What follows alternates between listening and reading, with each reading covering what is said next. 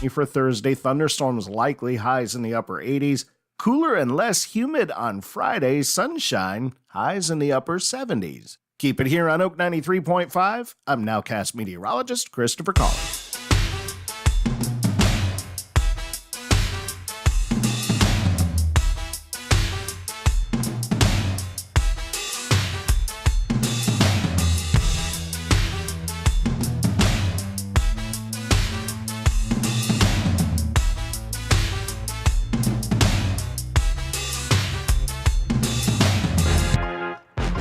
Raleigh, North Carolina.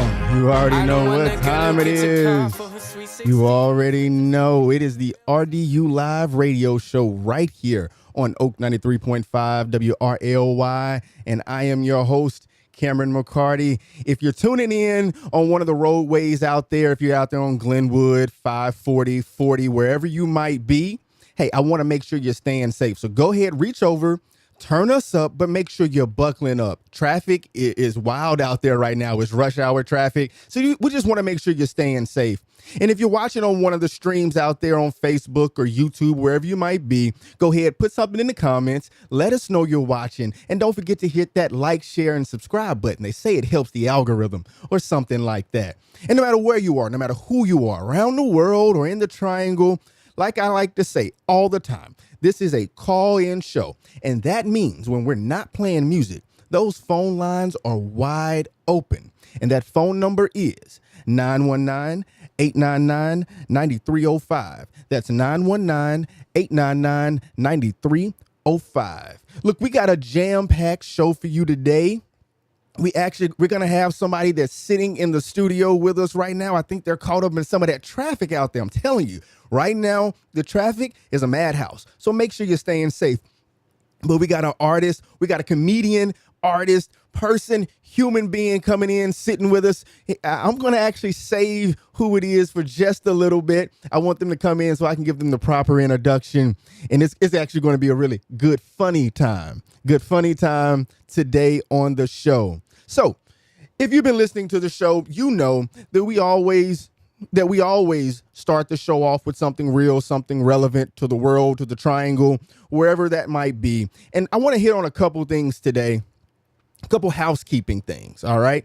So first of all, you know, it's Tuesday. You know where to go on Tuesdays. CJ Baker and the crew, they're over there at the Durham Beer Garden. They're going to be having a good time tonight. You know where to go on Tuesdays. The usual suspects, really good time, great time. I think I'm going to be there this evening as well. All right. So don't forget, every Tuesday starting at 8 p.m. over at the Durham Beer Garden, CJ Baker and the crew, they're over there with a jam session. They have a featured artist that starts at 8 p.m. and then it goes until about 11:30, whatever the time permits, whatever the music permits. All right. That's the first part.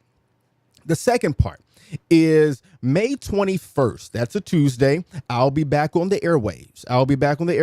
May 21st, we're doing a playlist show for the local artists out there. So if you're a local artist, I want you to submit your music. You can find us on Instagram or Facebook or send us an email. You can find it in the comments. Go ahead, send your music in. We got 10 slots. That we're doing for this particular show. And a couple things. You got to have your music in by May 19th at 5 p.m. And the music has to be clean. It could be any genre. It could be hip hop, R&B, country, indie. Doesn't matter. But it has to be a radio edit. It has to be a clean radio edit. There's a couple posts that are going out on social media. They're already up on the page right now. You got to go to those posts. You got to hit the like button. You got to hit the share button. You got to share it.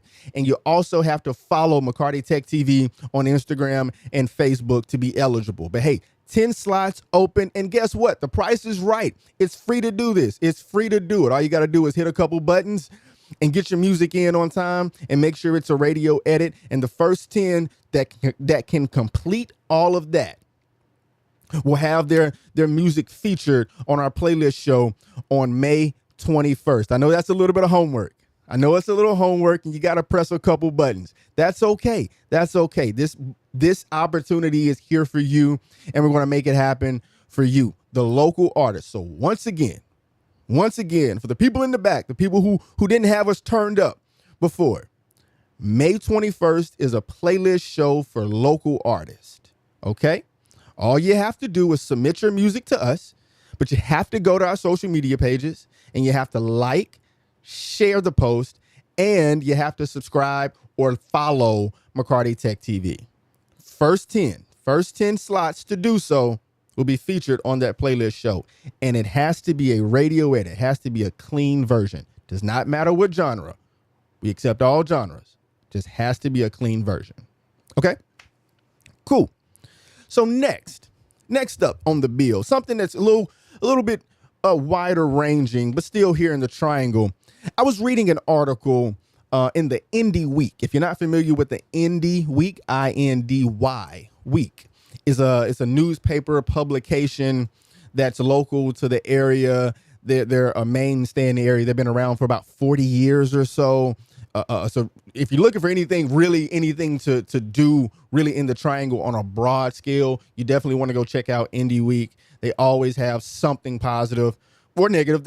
It's a newspaper. It's a newspaper with a very interesting spin, a very eclectic spin on things here in the Triangle. But I was reading an article. I want to say it was by Justin Laidlaw. Justin Laidlaw came out on May 1st. And the article spoke to construction in downtown Durham. And it specifically featured the owners or the managers of the Full Steam Brewery in downtown Durham. Full Steam is a brewery / bar in downtown Durham. It's right across the street from Motorco Music Hall. And Parts and Labor is right there. So Parts and Labor is right next to Motorco Music Hall, which is right across the street from Full Steam on Rigsby Avenue.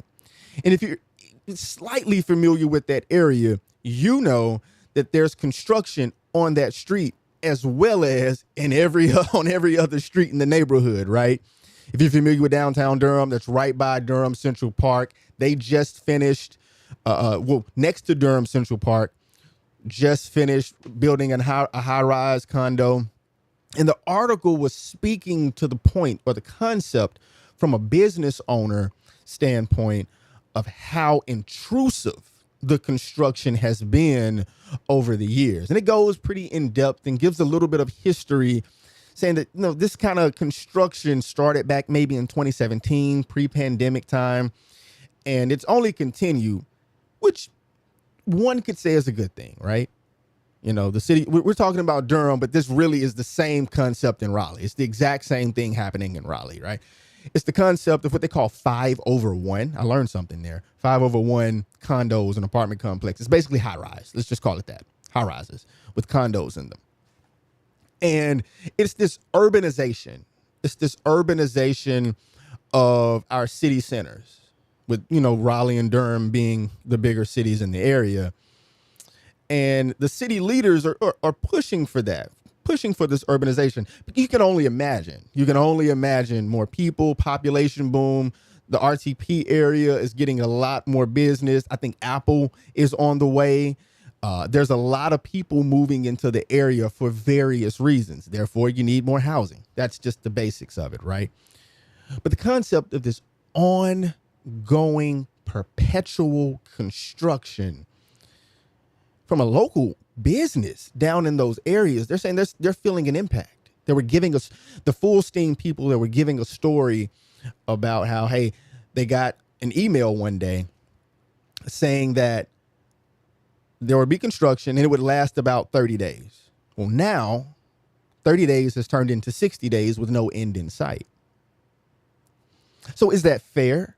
How do we grapple with it? And they gave some ideas. The owner or general manager of Motorco, which I said was right across the street from Full Steam.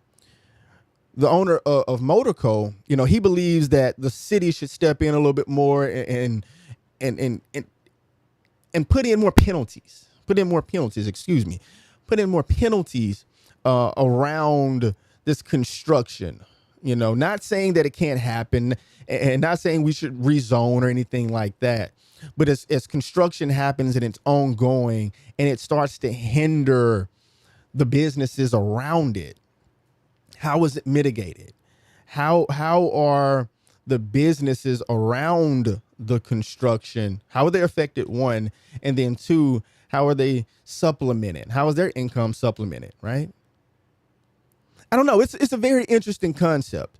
And once again, the owner of Fullstein made a very good point. He said, hey, the people that's moving in, now we don't want to generalize. We don't want to generalize, and we don't want to stereotype. But this is what they said in the article. Hey, is a person that can pay $2,100 a month for a 1-bedroom, is that the same type of person that's going to come to my bar? Because that whole community was built, as they call it, the DIY district, the do-it-yourself district in downtown Durham. And now there's a lot of people moving in who fit maybe a different demographic. And so the idea is that once all that construction is built, people move in. Of course, they're going to come to your local watering holes. But on the flip side, the owners of those local watering holes, they're wondering, are those people that are moving in, are they actually going to patronize us? Down on that Rigsby Avenue, there's a couple nightclubs. There's the surf club. There's the pickleback. It's just a moving area. It's a moving place. And they've had complaints, like the pickleback has had complaints, noise complaints from some of the newcomers over the years. Well, in the article, they say, hey, you moved across the street from a nightclub, right? That already existed before you came. So it begs the bigger question. With a population boom, how does the existing residency, how do they deal and coexist with the new residents and the new population coming into the area? Maybe it's a different demographic. Maybe it's a different culture. Who knows?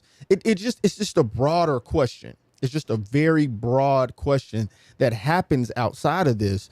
Is with this population boom and this amount of people moving in rapidly, actually, so rapidly, how do the two worlds coexist?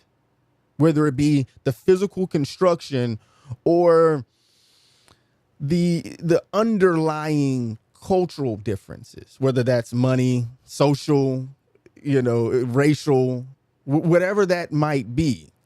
It's the age-old question of gentrification, right? That's really what we're talking about. And so I took the article, I'm reading it, and, we're talking about how a business is affected, one, by the construction, two, by who might be moving in. But is that not the same conversation as gentrification? It's like gentrification on steroids, right? And it's a very interesting conversation to have, especially when it's really not going to stop. It's really not going to stop. And, there's an adage, they say that the only constant thing about change is that it will happen, or something of that nature. And, we have to be able to accept change. We have to be able to accept change as citizens, as residents of a community. But at the same time, you have to fight to uphold the community that you've built. Whether that's the structure, the physical structure, and that you've come to know and love, or it's the culture that you've built, that you've come to know and love. And it's a wrestle. And I think we're there. And this transcends race. There is a part of it that is about race. That's a conversation we can have. But then it also transcends into the socioeconomic part of it, the business economics of it, the entrepreneurial spirit of it. Big business gets to come in and take and buy up land, build condos, while the smaller entrepreneurs that have built a certain place are struggling. I want to say that the buildings down on that Rigsby Avenue, they're built by like Greystar, which is a global real estate company, right? I think they own like 4 or 5 of the condos down in downtown Durham, 4 or 5 or more. They have like a whole collection of them. They call them the Rigsby collection or something like that, right? Is that fair? Or is that just capitalism? There's been this concept, and we're going to take it even further out. There's been this concept of Once again, big business, whether that's real estate conglomerates or just businesses in general, buying up land and or existing homes and renting them out. Saw something on Instagram. One of my friends sent me about somewhere in, forgive me if I don't know the specifics, but there's somewhere in Charlotte, a community that's just been like a suburb kind of subdivision that's just been built up, and it's 100% rentals. And these are 4 or 5 bedroom homes. These are large homes. There's, single family, 4 bedroom, 3 bathroom homes, a whole community full of them. I want to say it's like 100 units or something like that, but they're strictly rentals. They are not allowing anyone to buy.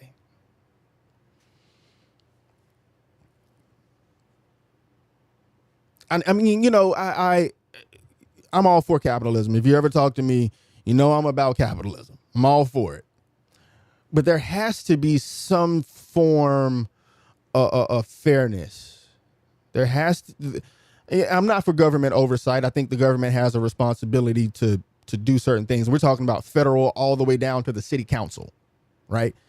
The article that I was reading, the entrepreneurs are they're lobbying at the city council level. The city council needs to put some things in place with the zoning maps and the inspections to figure that whole thing out. But then we start to talk about the larger macro part of this thing. When we're talking about the inflation, we're talking about the housing thing, we're looking at the macro part of it. So it ranges. The conversation is huge. I read that one article and it's talking about downtown Durham because that's something we all know. Same thing is happening in Raleigh. You look over on Six Forks, up there on the north side of 440, looks totally different than it did 5 years ago.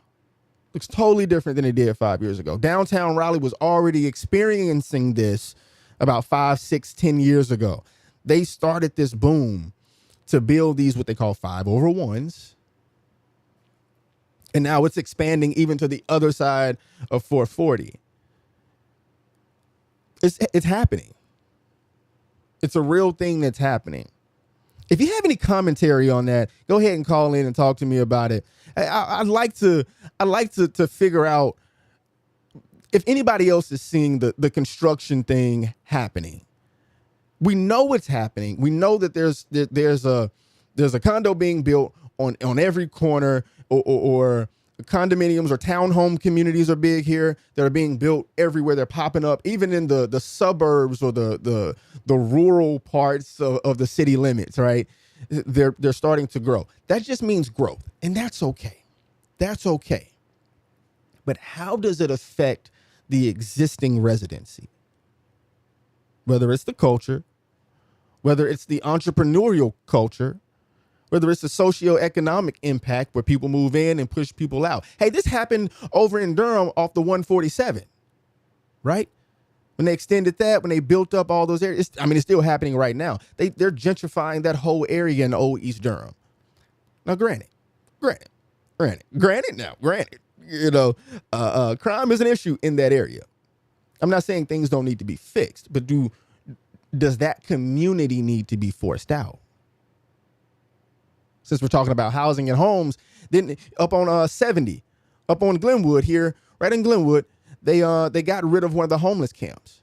They said if the people that lived in that homeless camp, they gave them like 2 weeks or something. They gave them an allotment of time. They said, if you're still here past this date, you will be arrested. The conversation is big. The conversation is big, and we're growing so fast in the triangle that we have to figure out how to have these conversations early on. We know out in San Francisco, in the tech capital of the world, this homeless problem has been a problem for the last 15, 20 years. And we're starting to see it here. We've been seeing it. We've seen the homeless population increase over the last, 10 years. We've seen that. But now it's actually starting to hit the middle class. It's really hitting the middle class, hence the article that we're reading about the entrepreneur, right? They're not necessarily losing their home, no, but this concept of the construction, the population boom affecting all parts of the culture, all parts of the community, all parts of the economic structure, positively and negatively. I think we have to have a serious conversation. Now, change is inevitable, but one could say not all growth is good growth.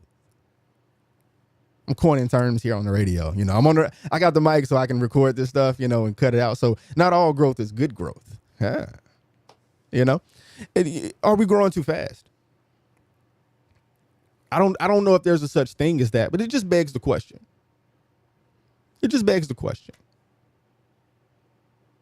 A couple other things that I've been thinking about lately. And since I'm able to have this conversation with you, I wasn't planning on doing a rant or anything like that. And I'm not going to do a rant. However, I just want to talk about some things that I've been thinking about. Now, I'm going to get a little political. I'm going to do it.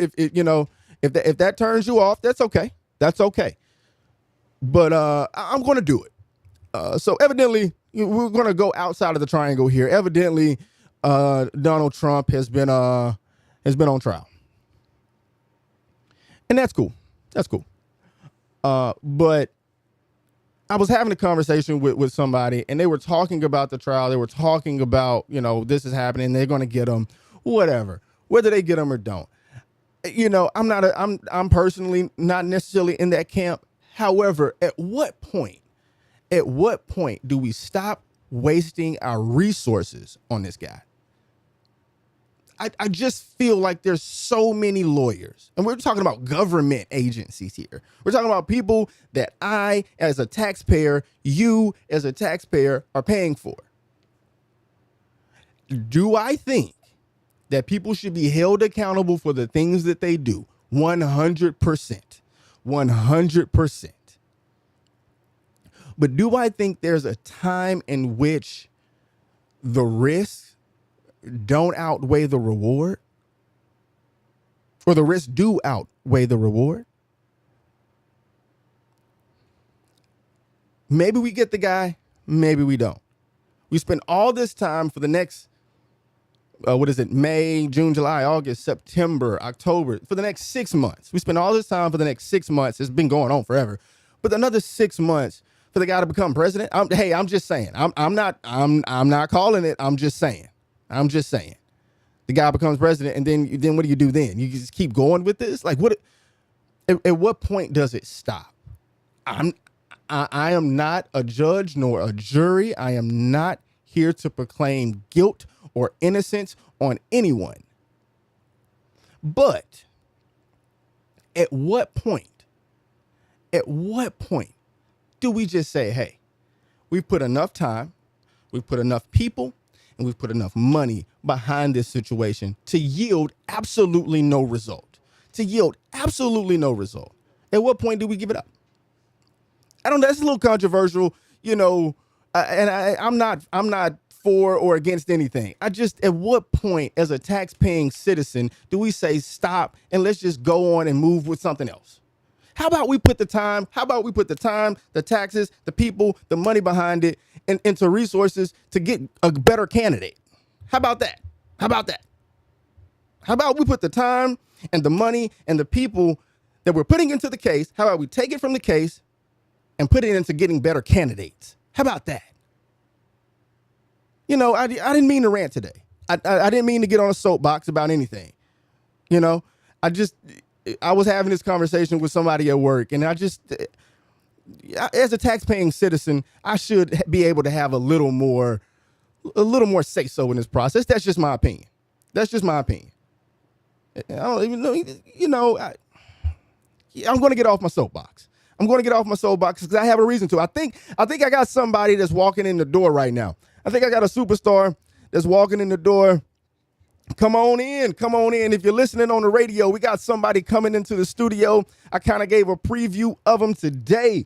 Hold on just a second. Let's turn your mic on. Can you hear me? What's up, man? How you doing? I'm doing good. For all the people out there, if you're just tuning in, hey, I've been talking for a little bit. This is Cameron McCarty with the RDU Live radio show right here on Oak 93.5 WRLY. And we actually have a guest in the studio with us right now. We got an internet sensation. We got a comedian. We got a journalist. We got Mr. Wafeeq Zarif. How you doing? What's up, man? How you doing? I'm doing well. How are you? I'm doing good, man. Hey, I've been telling the people to stay safe out there on the roadways because that traffic out there ain't joking, man. That traffic is something serious. Yeah, it's crazy out there. It's like that every week. Well, Every day, man. We out here on we're up on Glenwood, so if you know anything about Glenwood, it stacks up pretty good. Yeah. How you doing, man? How's your day going? It's going well so far. No complaints. No Warm complaints? outside. A little warm outside? Yeah. See, I like the warm. Me too. That's why I went and got my little walk and exercise on. Yeah. Do you like the humidity or no? No. I don't think anybody likes humidity. No, I like humidity. You like humidity? I like the humidity. Really? Yeah. I like it warm. I don't care for the humidity because you walk 10 feet and you're sweating already. You give me a good spring, summertime rain. Just a little bit of when your arms stick together. Yeah, that's gross. I love it. I love it. Wow, that's sticky. Yeah, You like it sticky like that? Yeah, I like it sticky, man. Okay, all right. When I was a kid, I'm from Mississippi. Mm-hmm. I'm from Mississippi, the humidity capital of the world. Yeah. And and I come in after a long day of playing basketball outside or something, and like my bed was against the wall, and I'd just be able to put my arm up on the wall and it just stick. Okay. Stick to the wall. It's like nostalgia. It's nostalgia. Okay. Yeah. I mean, if you're a freak, just say you're just a freak. say, hey, I'm just you saying. like it sticky like that. I'm just saying, But I'm glad you came in today and had this conversation with us, man. I appreciate you. Yeah, good to be here. Yeah. Thank you for inviting me. Oh, no problem, man. We've been trying to do this for a couple months now, finally able to make it happen, make it work. You a busy man. Yeah, I gotta stay busy. Hey, you gotta pay them bills, right? That's right. Okay, so let's tell the people who you are, where you're from, and what are you doing? Okay, so my name is Wafeeq Zarif. I'm originally from Columbia, South Carolina. Moved here to Raleigh in 2006. I'm a comedian based out of Raleigh, North Carolina. And I'm also a content creator on all social media, YouTube channel and all of that. Comedian Wafeeq Zarif on YouTube, at Wafeeq Zarif, everywhere else. So I mainly, and I also host another radio show as well. So I just specialize in doing entertainment, the comedy, the radio show, and the content creation. And the content creation, man, I've been seeing you blowing up a little bit. Yeah, man. Yeah, it's been crazy, man. It's been a wonderful journey because it's not brand new. I've been at it. I started taking Instagram and Facebook and TikTok seriously about, I want to say, 2022? It's around 2 years ago is when I started taking it seriously, but it started to really pick up steam about a month and a half ago. About a month and a half ago. What spurred that steam, you think? So is research into being a good content creator. I really studied Kevin Stage. I studied Tony Baker and implementing all the techniques that they put in. But it really comes down to just finding the right moment in time. For me, my comedy that I do on social media is basically my life as a black man who happens to be Muslim and who grew up in the church. So I talk about being Muslim in America and a lot of church stuff, a lot of Muslim stuff.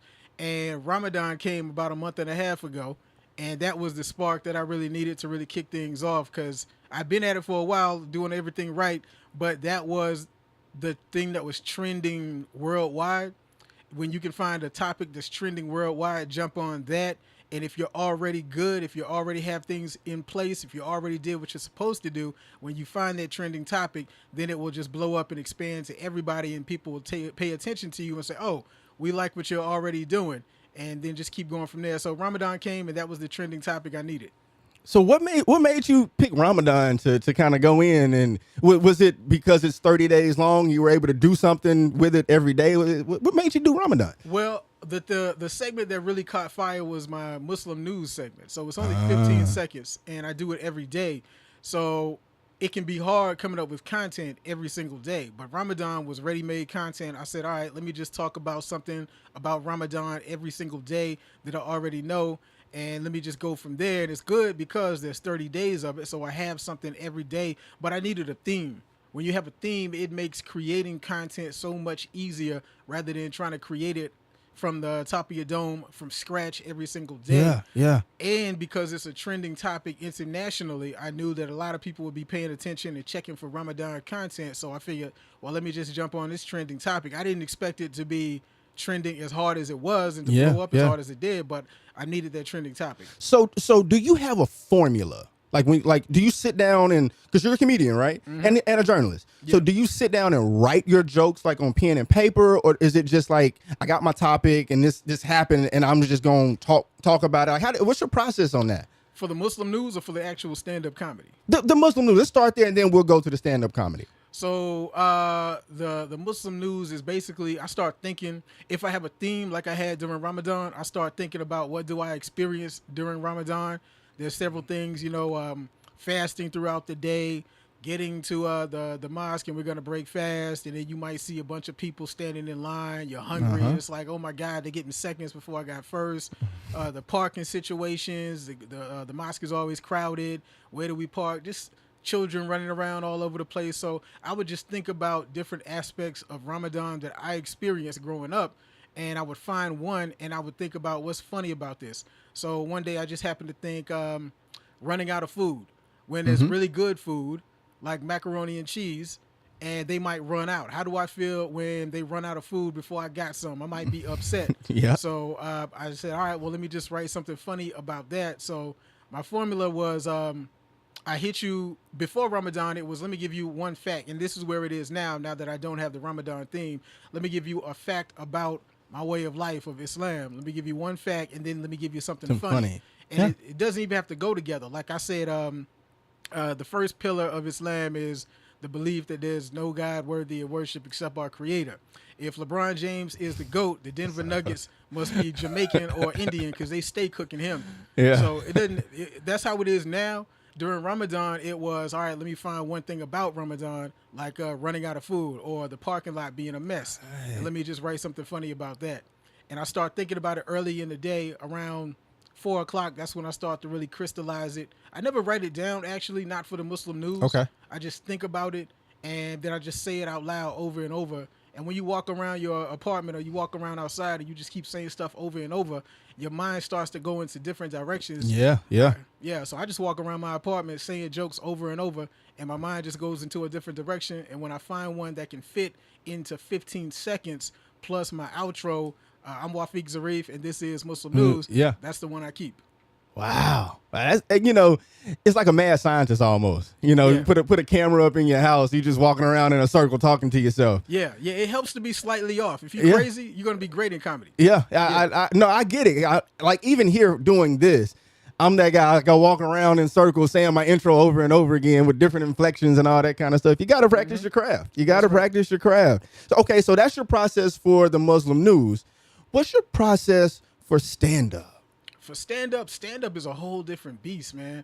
I started doing improv comedy back in 2009. Shout out to improv. Yeah. Shout out to, I actually work with a guy named Dustin Webb. He told me to tell you, hey, he did improv with you. Yeah. Yo, I met him at Comedy Works 2009, man. What's up, Dustin? Yeah. Oh, man, he reminded me of Screech from Saved by the Bell. Wow, that was Dustin Webb, man. I haven't talked to him in a minute. Yeah. But I had to learn how to do stand-up. I always wanted to do stand-up, but I had to learn how to do it because I had an improv mind. And stand-up takes a lot of work. So you have to wake up, sit down somewhere, and just start writing. There's different techniques to it. So here's one, free writing, freehand writing. You just start writing whatever comes to mind. It doesn't have to make sense. Doesn't have to be funny. And just write it down on a piece of paper. And when you can do that and you push past 30 minutes, that's when new ideas start to be generated and they come to you. So that's like 30 minutes to an hour of just doing that. Wow. And then that just formulates the ideas. And then when you get the actual ideas is how can I make this funny? Maybe take one idea. Here's another technique. Do one of those, what do you call them? T charts, where you write a big T on a piece of paper.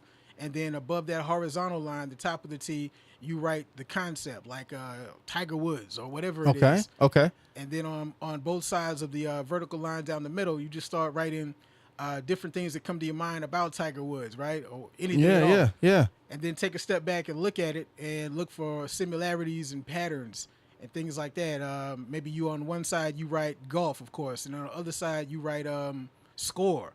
Okay, golf and score. Then you write infidelity. Oh, he was scoring more off the field than he was on the field, and that could be a joke right there.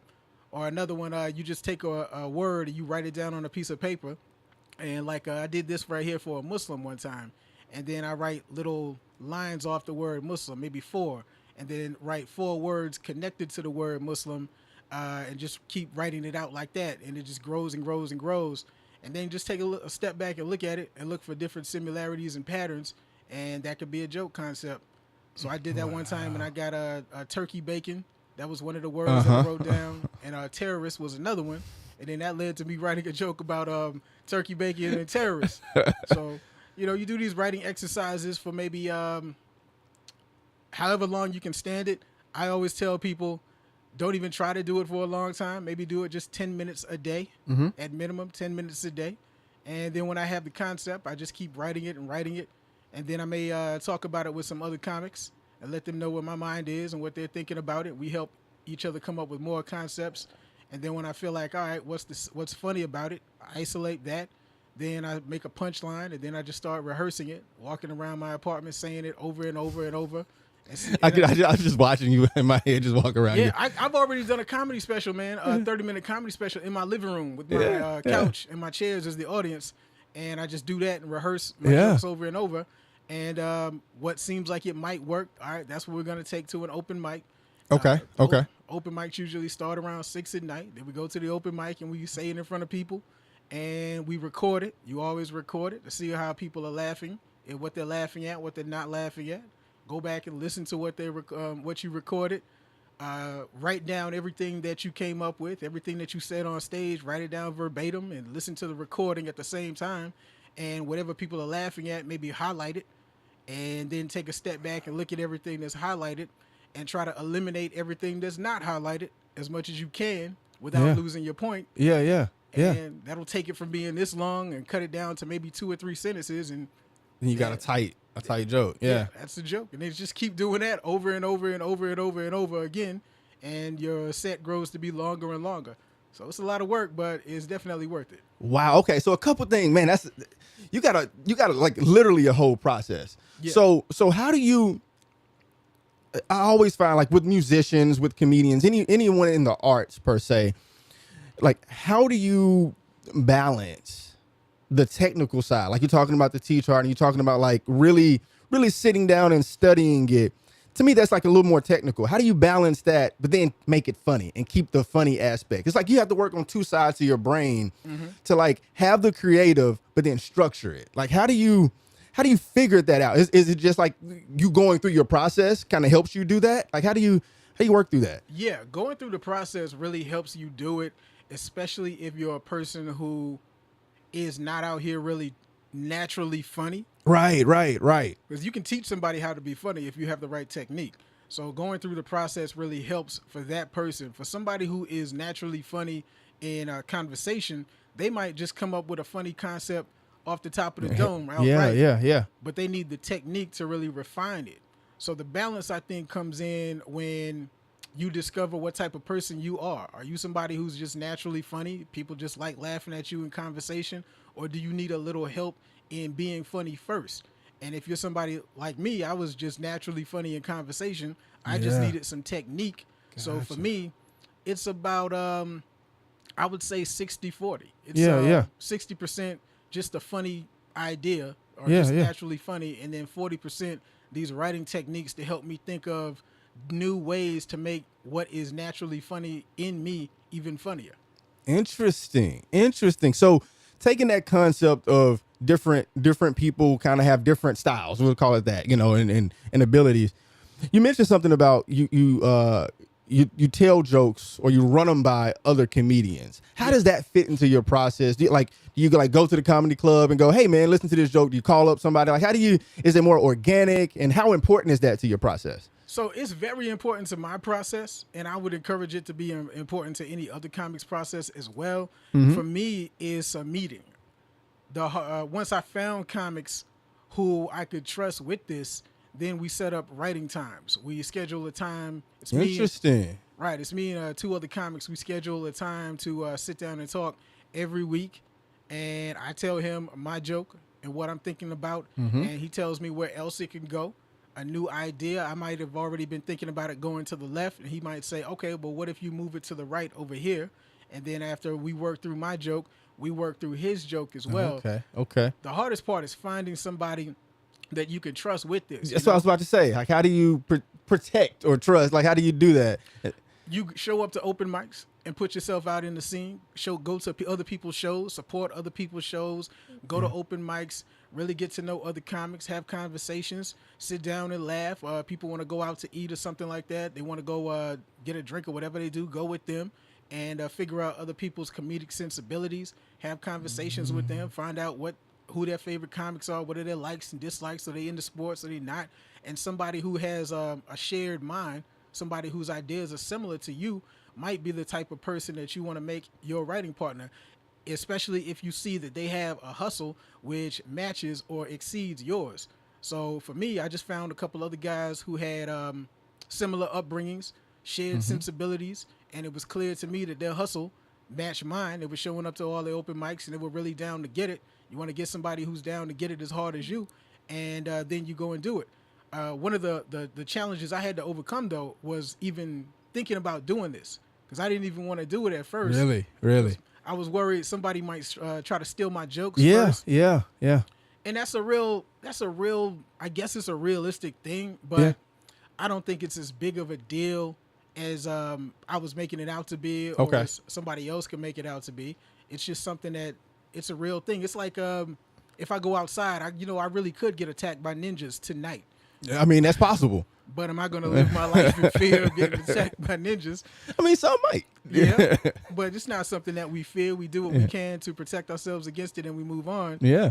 And the other thing was, for me, I'm a child of hip hop. I grew up in the hip hop generation, and I like rappers that can actually rap and write their Facts. own lyrics. Fact. So I never liked it when a rapper had a ghostwriter. ghostwriters. Yeah. Shout out to Drake and all his ghostwriting team right now, man. Y'all need to get on the same page, because Kendrick Lamar is killing y'all. But my thing was, I didn't want to use another person helping me write, because I kind of felt like it was a rapper using a ghostwriter. Yeah. But then I realized, after having a conversation with another person, after I told him my idea, he told me 5 other ways that I could take it that I didn't even think about. And I would never have thought to take it those 5 ways if I Without didn't that talk input. to this. Yeah. And that's when I realized you need somebody else to hear what's on your mind, because they can tell you other ways to spin it that your mind is just not going to think of. And it's still your idea. Your idea is just facing a new direction now. Wow. That's a great way to look at that. That's a great way. I kind of want to pause there and just kind of emphasize this point. We talk about that a lot on this show. You know, I interview musicians and just the like, and the concept of collaboration and networking and working with other people, whether it's collaborating, on a piece of music and, 2 people are on it, or it's just the concept of bouncing ideas off of someone else and really having that spar, right? What is it? Iron sharpens iron kind of concept, and, really working with other people. And something else you said that we talk about a lot, whether it's comedians or whether it's musicians, but going to open mic nights. Mm-hmm. Like I push that, man, this mic. Sorry about that if you're listening on the radio.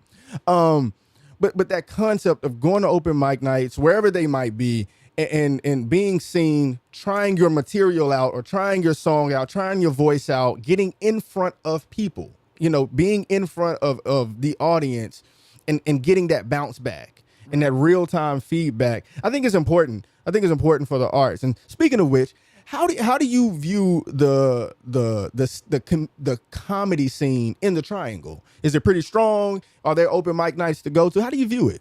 The comedy scene here is very strong. We have some really, really, really great comedians here of all different types of styles, all different types of experience levels. We got really good beginners, really good veterans, really good people that are in the middle. The comedy scene here is very good. We got a lot of places to perform, a lot of open mics. We have 2 major comedy clubs, Good Nights and the Improv. Yeah. And a bunch of breweries and enterprising people here who are producing shows and breweries all the time. So it is a vibrant comedy scene here. The only thing that I wish we had more of, that I see us having a great opportunity for advancement in, is collaboration. Interesting. That's the thing that I think we dropped the ball on here in the Triangle. We don't collaborate enough. And I think that's our biggest opportunity to really elevate this scene to a higher level, is just more collaboration amongst the comics, to really produce shows, to really write, and to punch up each other's jokes. There was something a comic told me when he saw Andrew Schultz. Yeah. He said he saw Andrew Schultz, and he worked with him. I think he was opening for him or something like that. And he said Andrew Schultz came in with like 4 other guys, man. And this is Andrew Schultz. Yeah. He's selling more tickets at the time than anybody else. He came in with 4 guys, did his set. They came off stage and they went backstage and they sat down in a huddle and they kind of just tore apart Andrew's jokes. Yeah. And deconstructed him, then reconstructed his jokes and put everything back together. The other 4 guys were saying, yeah, you said this, but if you say it this way, that'll be even funnier. So the next time he performed at the club, which was the next night, the next show was even better. Yeah. And then when those other guys performed, they deconstructed their jokes and they all reconstructed them together. And it just made everything so much better. And the comic who told me that, he said, yo, Andrew, man, I didn't know y'all worked like this, man. This is amazing. And he said they all looked at him like he was crazy. Like, you don't work like this? Yeah, you don't work like this? He said, no, man. He said, Andrew Schultz said, well, that might be why your scene is where it is. Wow. 'Cause this is basic for us in New York. That's almost like, I forget the name of them. Kevin Hart, what was it, the Plastic Cup Boys or whatever? Yeah. It's like they all help like write, his jokes and they kind of, do it all together. I get it. It makes sense. It makes sense. So if you're out there listening, if you're a comedian or producer or whoever, collaboration in the scene, you hear it right here from Wafeeq Zarif. We need some more collaboration. We need more collaboration in the comedy scene in the Triangle. I think we can make it happen. I think we can make it happen with more like-minded people like yourself.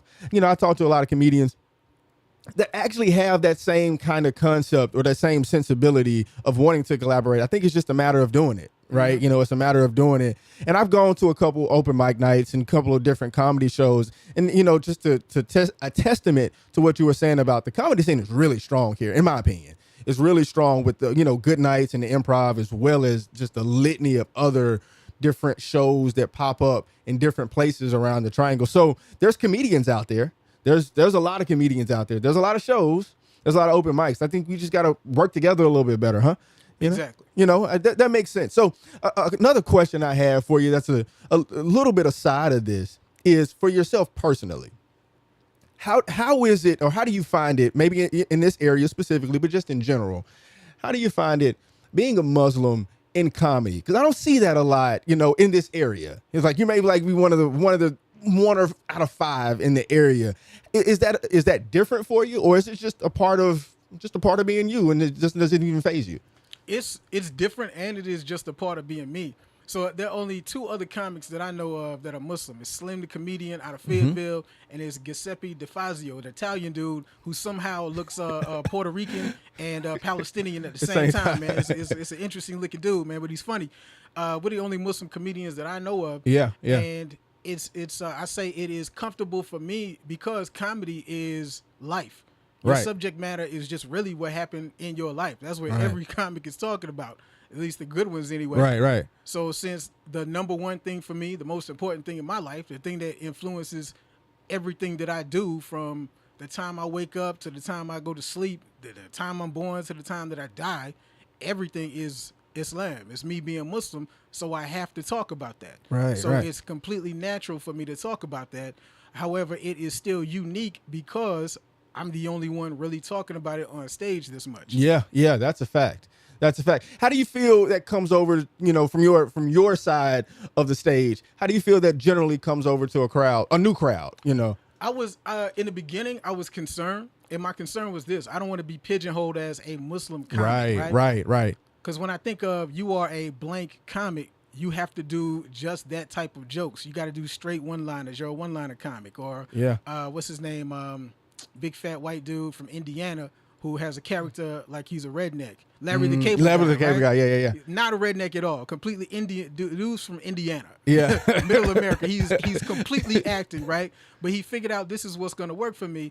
And that was my concern because I didn't want to get pigeonholed into something like that. But then I thought about it.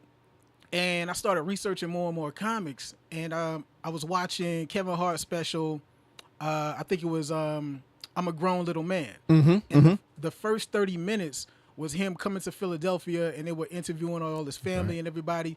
And they interviewed, I guess, a guy who was his manager. And he said, yeah, I met Kevin when he was at this club. And he was funny, but he was talking about the usual funny stuff that everybody talks about. And he said, I told Kevin, yo, my man, you're funny, but when you decide to really talk about what makes you unique and your real life experiences, you're going to go to a much higher level. And he said when Kevin did that, that's when he ascended.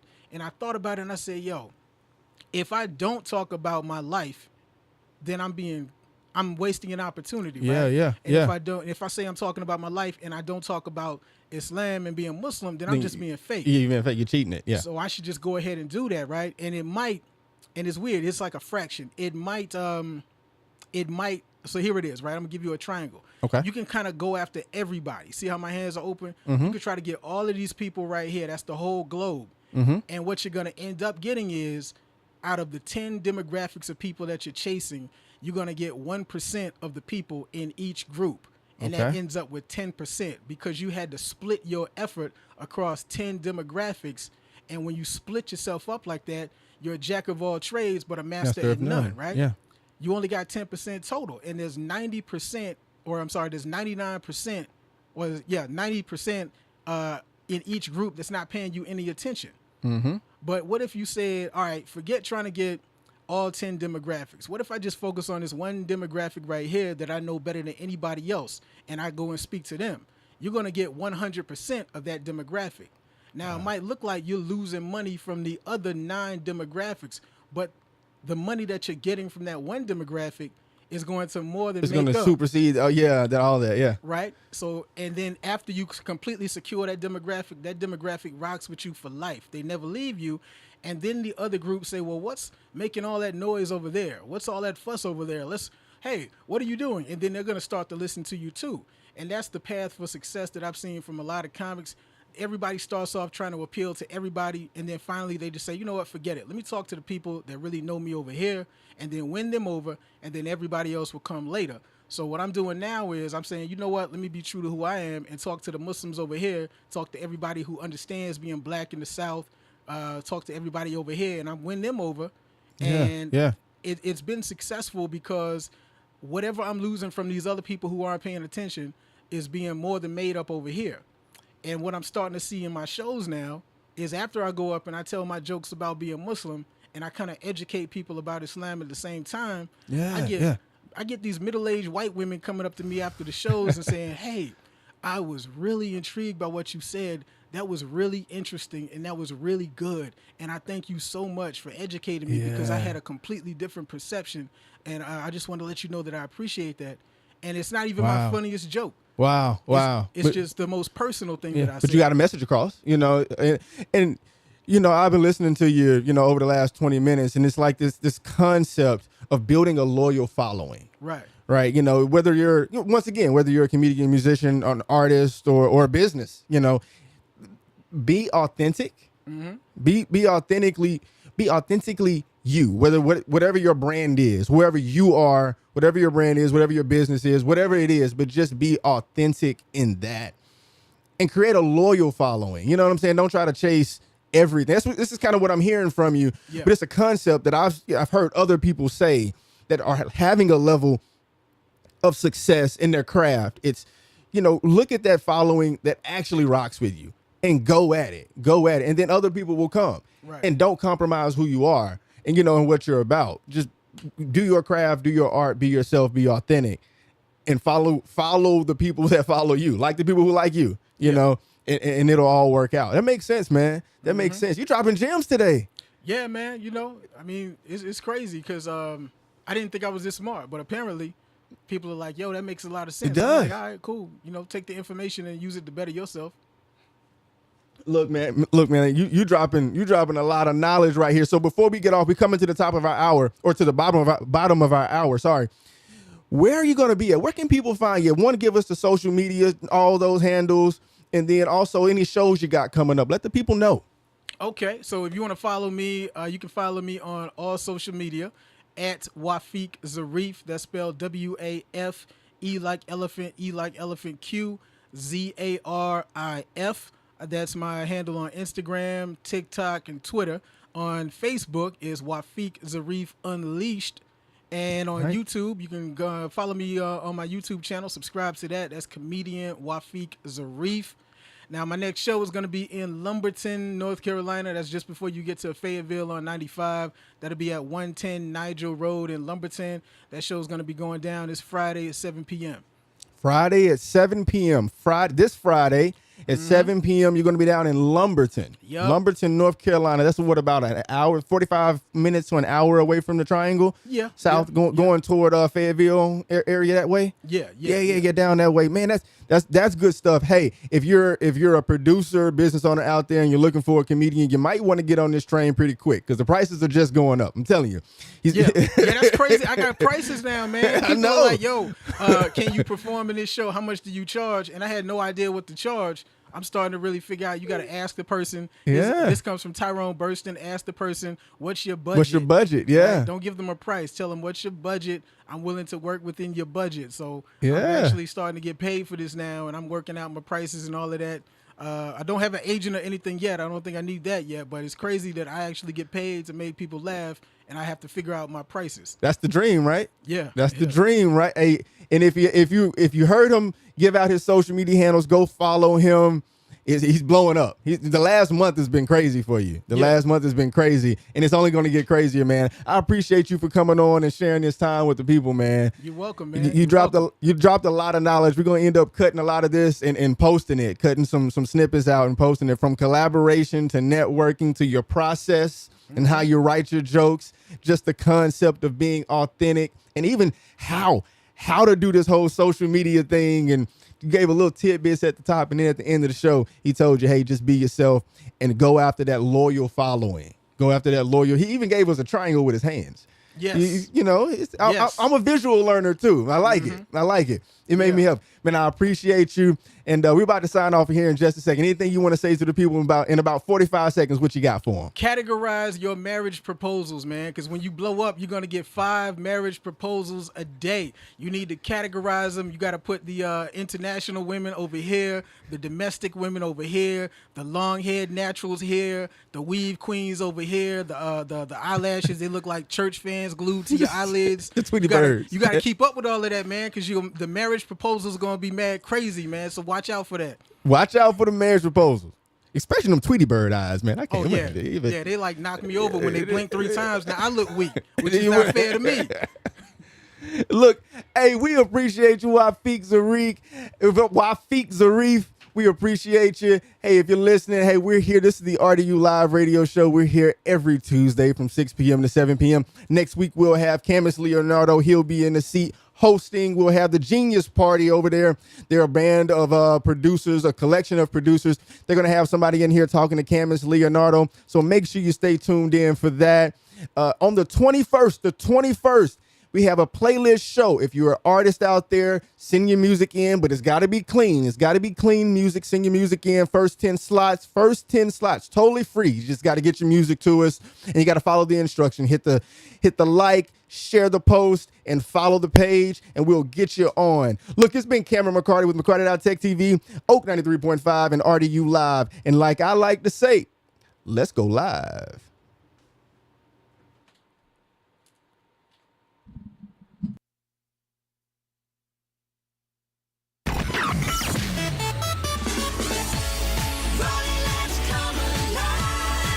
From Linwood, this is WRLYLP Raleigh.